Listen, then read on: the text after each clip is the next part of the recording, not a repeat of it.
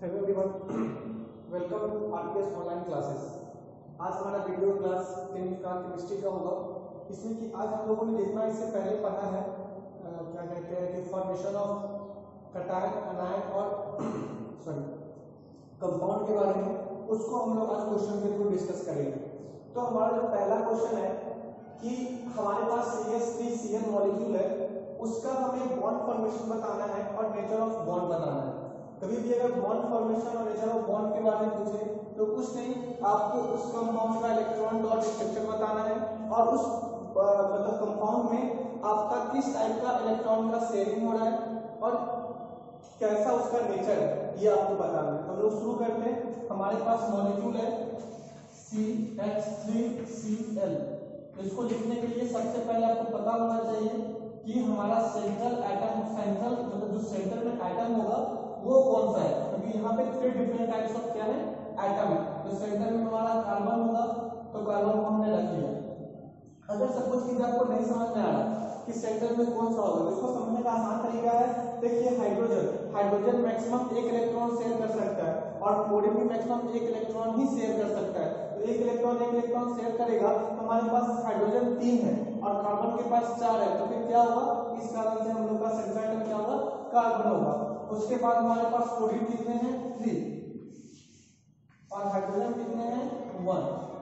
अब क्या करेंगे, अब हमें इलेक्ट्रॉन डॉट रिप्रेजेंट करना है। कार्बन के पास आउटर मोस्ट में कितने इलेक्ट्रॉन होते हैं 4, ठीक है। क्लोरीन के पास 7, इस क्लोरीन के पास भी 7 और इसके पास भी 7। ओके, इस हाइड्रोजन के पास 1। अब क्या होगा कि हर एटम चाहेगा अपना ऑक्टेट पूरा करना, तो चलिए ये हाइड्रोजन एक अपना 2 इलेक्ट्रॉन लेकर कंप्लीट पूरा कर लेगा, साथ 1 इलेक्ट्रॉन ये पूरा कर लेगा।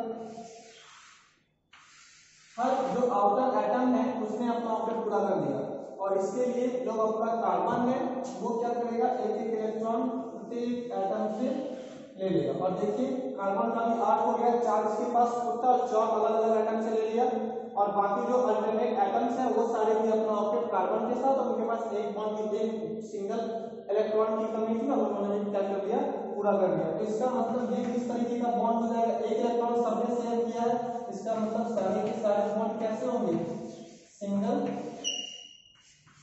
यहाँ पे आपको दिखाना पड़ेगा कि टोटल 6 इलेक्ट्रॉन यहाँ पे बचे रहेंगे,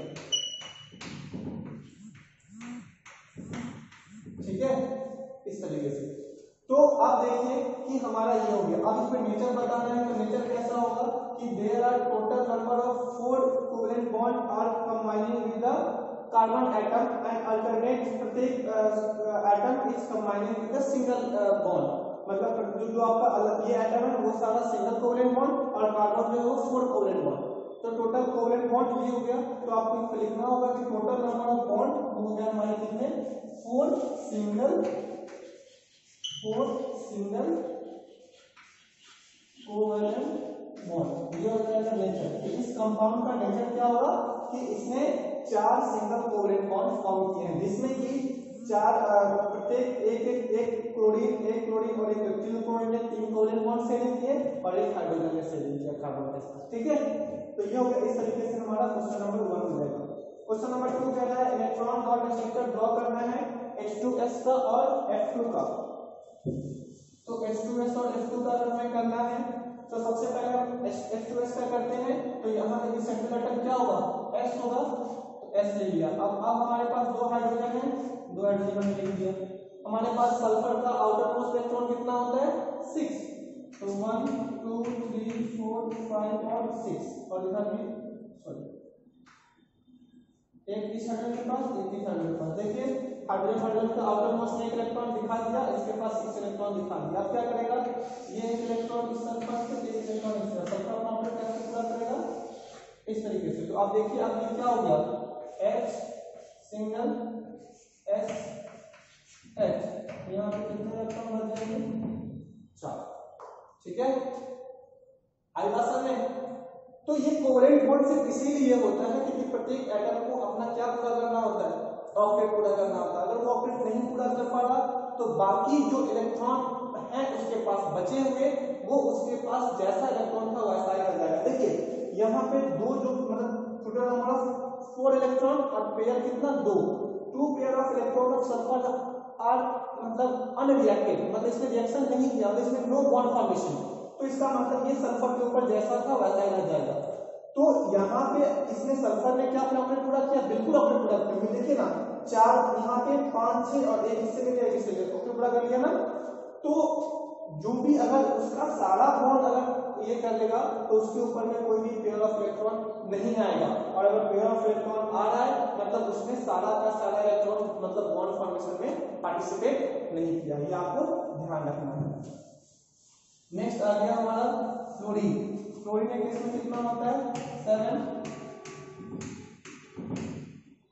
और इधर से कितना हो जाएगा 7 फिर इससे 8 और इससे 8 कितना जाएगा यार सिंगल बॉन्ड यहाँ पर, ठीक है। इस तरीके से इसका फॉर्मेशन हो जाएगा।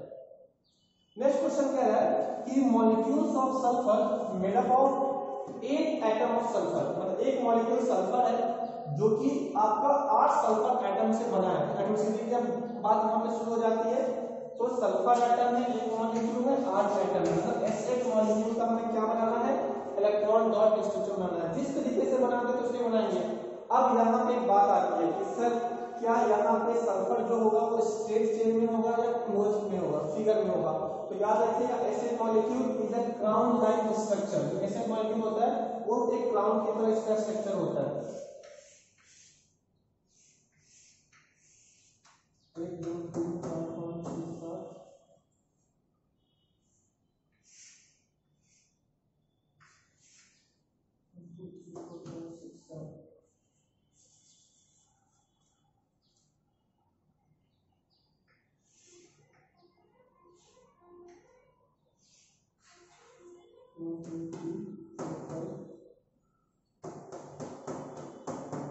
ठीक है। इस तरीके से जो क्राउन लाइक स्ट्रक्चर जो होता है वो फॉर्म करता है एसिड मॉलिक्यूल। आप कुछ नहीं करना है, आपको बस इस हर जगह पे एस बैठा दीजिए,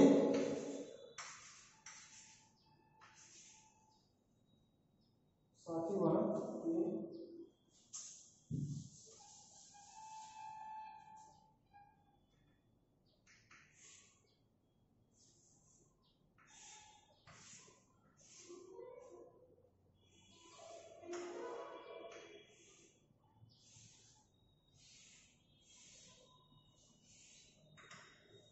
1 2 3 4 5 6 7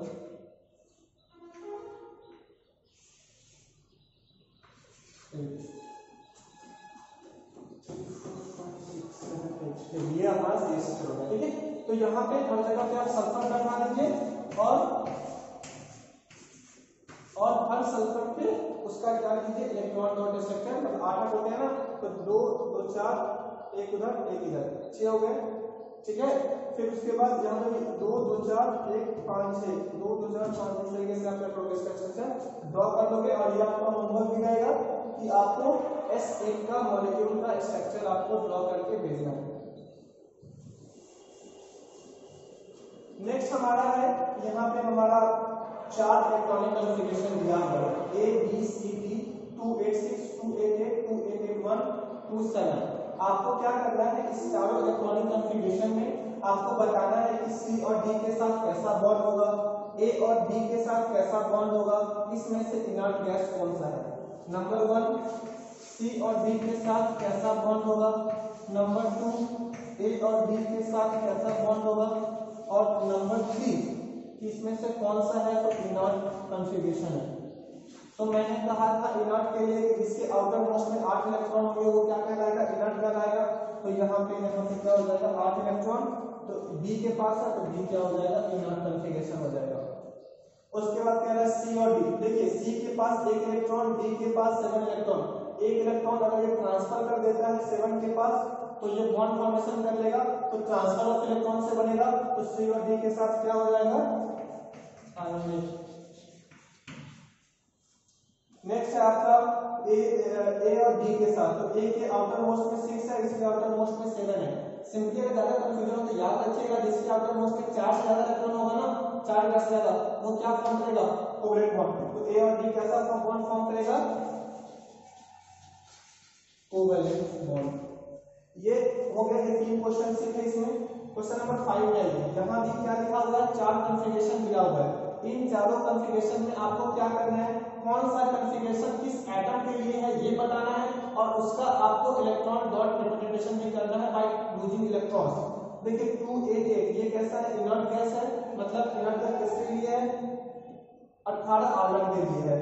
282 किसका है, मैग्नीशियम का है, तो मैग्नीशियम का इलेक्ट्रॉन डॉट दिखाओगे Mg पे 2 डॉट दिखाओगे, ठीक है। और जब इलेक्ट्रॉन लूज करेगा तो क्या बन जाएगा, Mg2+। 26 का ऑक्सीजन है, तो ऑक्सीजन का क्या करोगे कि आप इलेक्ट्रॉन डॉट दिखाओगे, तो ऑक्सीजन पे क्या कर दोगे, 6 इलेक्ट्रॉन कर दोगे, या तो 2 इलेक्ट्रॉन को गेन कर लेगा, तो 8 हो जाएगा। 28 का उस तरीके से ये 10 है, तो इसका अगर नियोन का होगा तो आप कहोगे ये क्या है, इनर्ट गैस या नोबल गैस कॉन्फ़िगरेशन है। होप आपको ये क्वेश्चन समझ में आया होगा, और इसी तरीके से आपको क्या करना है, इन क्वेश्चंस का आंसर देना है। अब जो आपका लास्ट एक टॉपिक और बचा हुआ है इसमें, ये है properties of ionic compound and covalent compound. देखिए जितने भी आयोनिक कंपाउंड होते हैं वो क्या होता है, they are form the bond by the transfer of electron, या फिर form the bond by the charge separation. मतलब क्या होता है, दो एटम के बीच में क्या है, चार्ज है ना, और वही चार्ज क्या कर रहा है, दोनों एटम को होल्ड करके रखा है। इसका मतलब कि दो आयोनिक बॉन्ड के बीच में एक highly electrostatic force of attraction लगेगा, force electrostatic force of attraction. क्यों, क्योंकि दोनों क्या है, चार्ज है, और आपने पढ़ा भी होगा दो चार्ज के बीच में कैसा फोर्स लगता है, ये आपको पता है। इसी कारण से क्या होता है कि जो बॉन्ड होता है वो बहुत ही ज्यादा क्या होता है, स्ट्रांग होता है। उसी कारण से आप देखोगे आयोनिक कंपाउंड की जो प्रॉपर्टी होती है, जैसे कि they are highly strong bond, they are क्या कहते हैं कि जो highly high melting point, they have soluble in water, इस तरीके से क्या होता है, इसकी प्रॉपर्टी होती है। This property is only because of, और हाँ एक चीज और कि वो कैसा होता है, क्रिस्टल फॉर्म का होता है। देखिए सॉलिड, जो भी सॉलिड होता है वो दो तरीके का होता है, एक होता है क्रिस्टलाइन सॉलिड, एक होता है एमॉर्फस सॉलिड। क्रिस्टलाइन मतलब वो क्रिस्टल फॉर्म में होगा, मतलब कि जो कटायन और आनायन होंगे वो रेगुलर अरेंजमेंट में होंगे। रेगुलर अरेंजमेंट करने का मतलब अगर Na के साथ Cl, NaCl, NaCl इस तरीके से, ठीक है, मतलब रेगुलर पैटर्न में क्या होगा, क्रिस्टल फॉर्म होगा। और ये क्रिस्टल जो बनता है ये क्या होता है कि एक कटायन और एक आनायन आपस में क्या होते हैं, बहुत सारे मतलब सोडियम और बहुत सारे क्लोरीन आपस में मिलकर क्या करते हैं, बॉन्ड फॉर्मेशन करते हैं।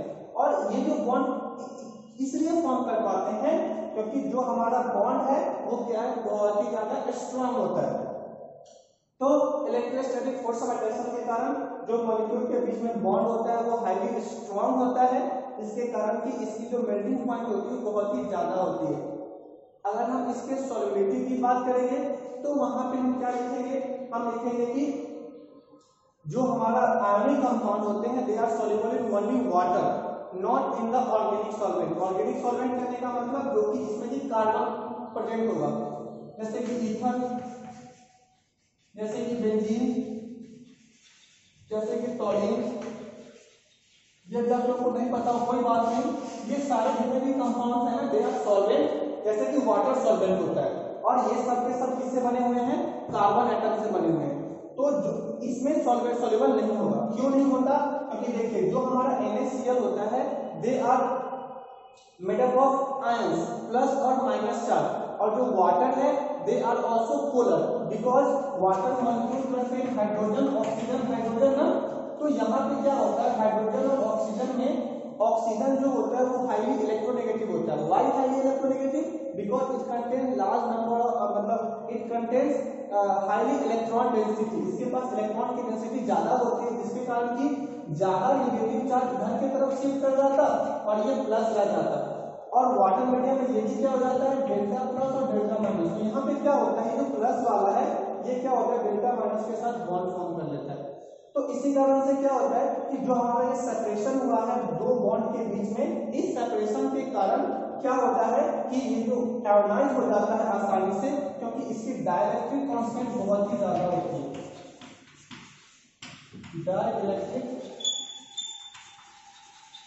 डाइलेक्ट्रिक कांस्टेंट वही सेपरेशन ऑफ चार्ज की बात कर रहे हैं ना।